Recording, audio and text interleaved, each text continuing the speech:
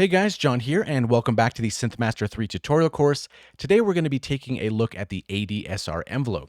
Now, the modulation sources are located right beneath the oscillator section here on the left-hand side, and the first modulation source we're going to be covering is going to be the ADSR envelope, which stands for attack, decay, sustain, and release, just like these first four knobs are labeled. Now, the easiest way to think of modulation sources is that they are shapes that move or modulate parameters automatically over time. Now, attack is how long it takes from when it gets triggered to go to its maximum value. Decay is how long it takes after the attack's maximum value to fall to the sustained value. And sustained is the only setting here that is not going to be measured in time.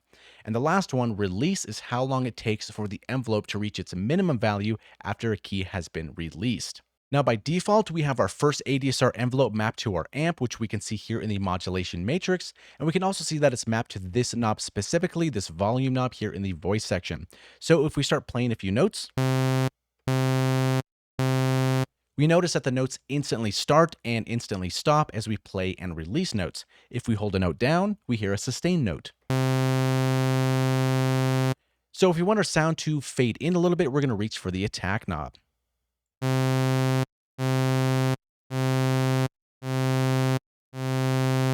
And if we want to fade out, that's the release knob.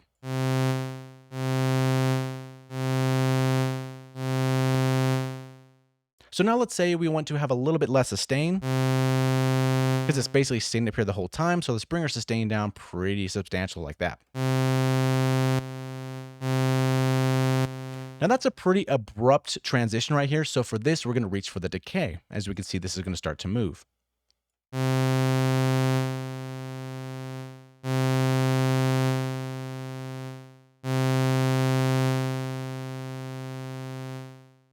We can even fine tune the shape of the envelope using the slope setting. So underneath each one of these here, we can either scroll and go to the slope, or we can click and go to the slope. So here, as I move this knob, we're going to change the curve of the attack. For the decay, we can do the same thing here, and also the same thing for the release. We can change this slope, which will have a dramatic difference in how your patch is going to sound. Now we can do this with the knobs, for example, like that, or we can grab these points here and move them the same way, just like that. So from a fresh preset, let's use an envelope and put it on the filter. So for this here, let's give it a little bit of a release on our amp so we can hear our notes ring out a little bit. And let's add a new envelope. And the way to do that is by clicking this gear here, going to add new, and then ADSR envelope. So basically, we now have another envelope, but we haven't really mapped it to anything. So let's say we want to do something like the frequency cutoff for the filter. So for that, all we have to do is click on this crosshair and drag it to the frequency, and then we have this mapping done. So if we bring this down here, maybe about halfway, we haven't really told this envelope how much influence it should have over this frequency knob. So we can change this a couple of ways. One, we can go here in the matrix and then change this knob here, and we're going to see this reflect there as well. Or we can click here and then drag like that. So now we can see that this envelope is now controlling this filter. So now that we've added some depth, let's start changing this envelope here.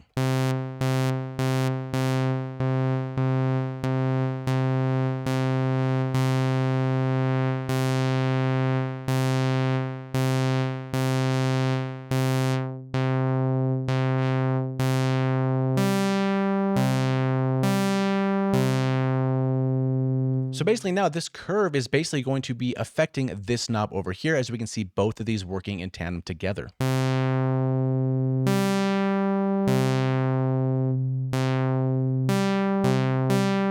And if that's ever too much distance that this is covering on this knob, again, we can click and drag this here, or we can do that here in the modulation matrix.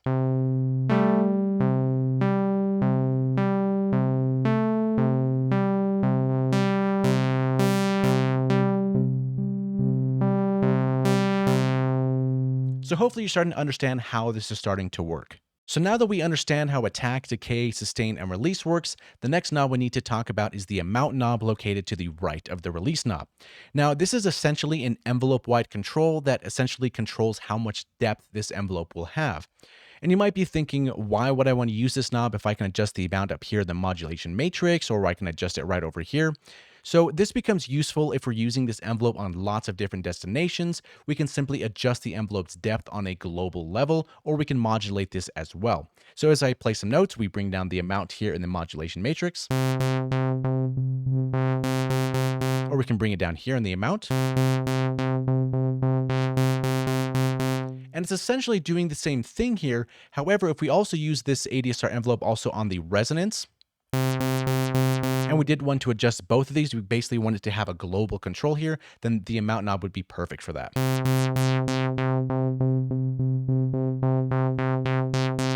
Or like I mentioned again, for modulation, you can start something off on the bottom here, so there's not really any modulation happening, and it slowly starts to fade in, adding your modulation to all sorts of different destinations.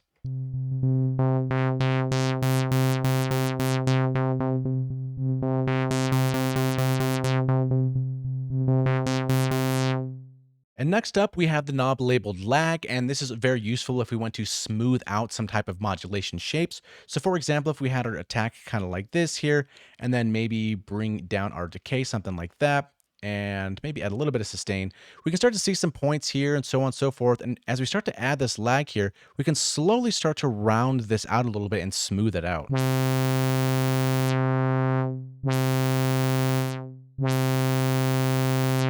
All the way to the left is going to be quite harsh, and then all the way to the right is going to be very smooth. So next up, we have the vintage knob, which by now we should be familiar with how this works. However, I do want to bring to your attention what it does in the context of an envelope.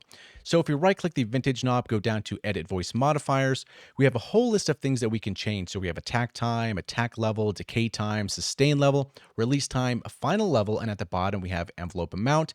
And here in this window, we have all the different voices that we're going to be cycling through and the value that we want to assign those things. So for sustain level, we can apply all these different values here. And once we have something that we like, we can close this window and then start cranking the vintage knob to taste. Now, again, this is really cool if we're trying to make different types of analog emulated patches, or even just patches that aren't so predictable. So I highly recommend to use it not only here, but also in the oscillator and also in the filter section. Another really cool feature we have is the sync options located here on the right-hand side. So this whole time we've been adjusting the attack, decay, and release in time, but it'd be really cool if we can sync this up to our project's BPM. So for that, we can go on to sync, and then we have different snapping options here. So I would recommend to turn this on. So for example, we can turn this to 1 bar over here, and then we can bring this to something like that, and we can see that this phase is going to match exactly a bar. So if we hit stop and then play with our click track, we can time this.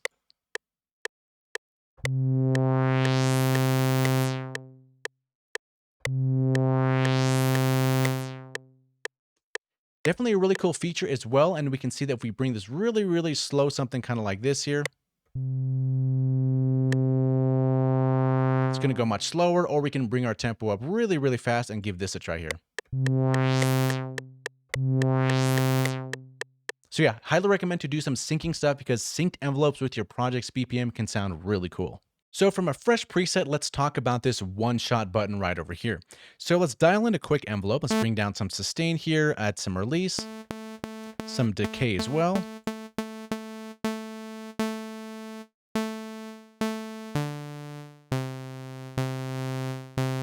Okay, maybe something like that, maybe a little bit longer attack, and change our curve just a little bit.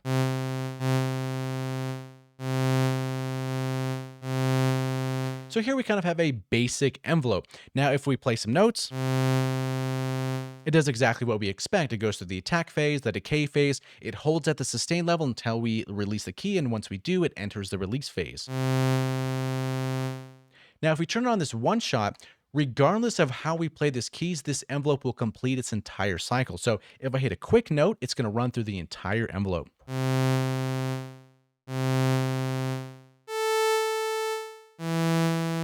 And here I'm just quickly hitting a key. As opposed to if this is off and I do the same thing, we're basically just going to be entering the release phase because I released the key. And again with it on and off. This kind of feature would be really useful on something maybe like drums or maybe percussion where you don't really want to worry about how long you hit the note. You just want to trigger the note and have the envelope fire as well. So something to keep in mind. So next up, let's talk about this bipolar button right over here. And for this example, let's add a new envelope. So add new, go to ADSR envelope.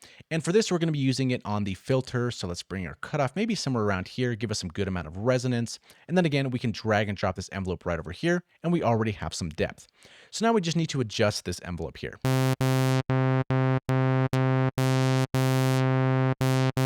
Maybe some release as well, and some release on our amp too.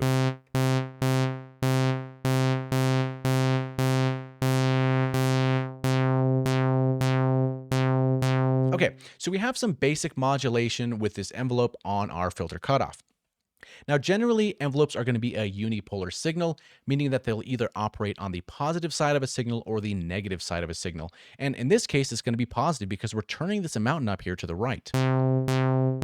We can invert that and go here to the left. Basically, the envelope is doing the inverse. Now, if this is the first time you're seeing this, it might be kind of a strange concept, but definitely give it a little bit of time.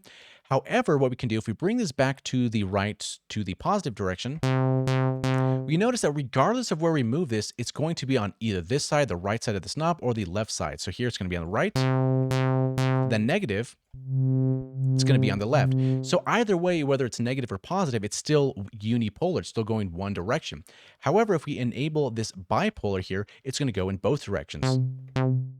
As we can see, it crosses this middle point here.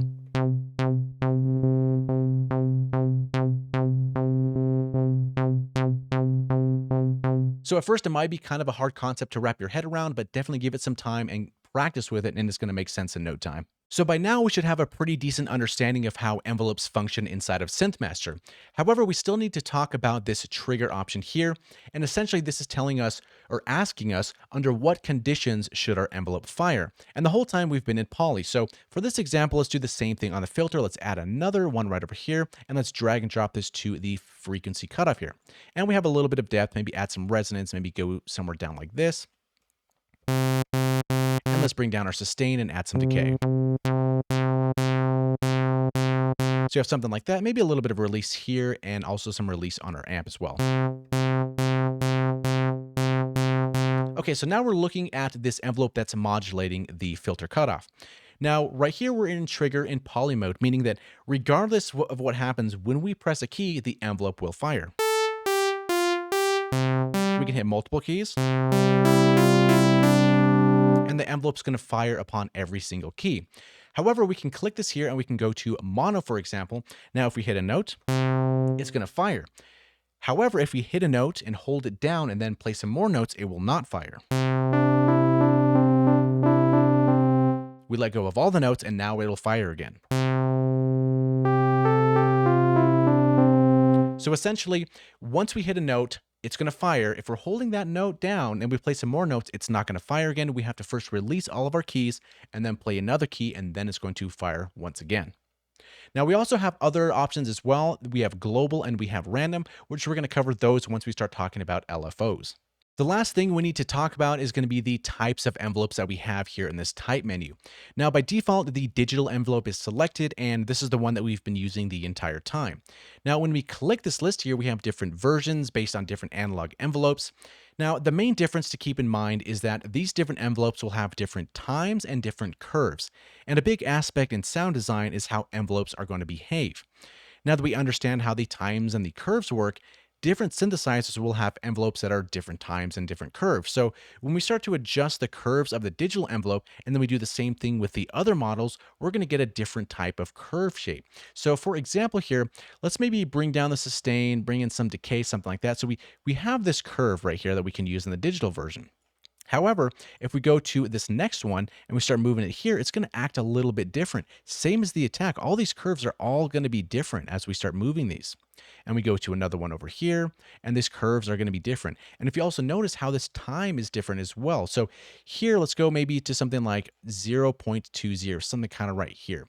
And as we start changing these, it's going to be different times. So that's the main thing. The envelopes will have different times and different curves. Now, at first, this might not seem like a big deal. However, once you start getting deeper and deeper into sound design, you're going to notice that these different envelopes are going to react to your sound differently. So maybe you want your filter to be a little snappier, or you like this curve of that envelope a little bit better. The more you dive into it, the more these fine details are really going to start to help shape your patch. So something to definitely keep in mind. So if we do something like this on the amp here, let's bring down our sustain and let's increase some decay. Something like that. And even just changing these settings here and scrolling through these different types, we're going to start to hear a little bit of a difference.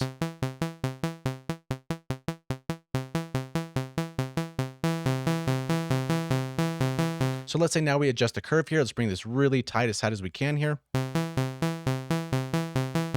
And change out the type.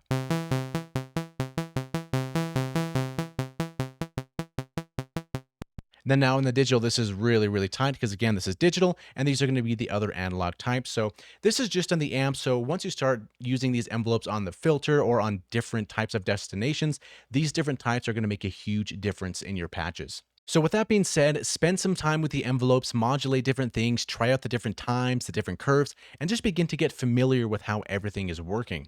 So thank you so much for watching. Hopefully you learned something and we'll see you in the next one.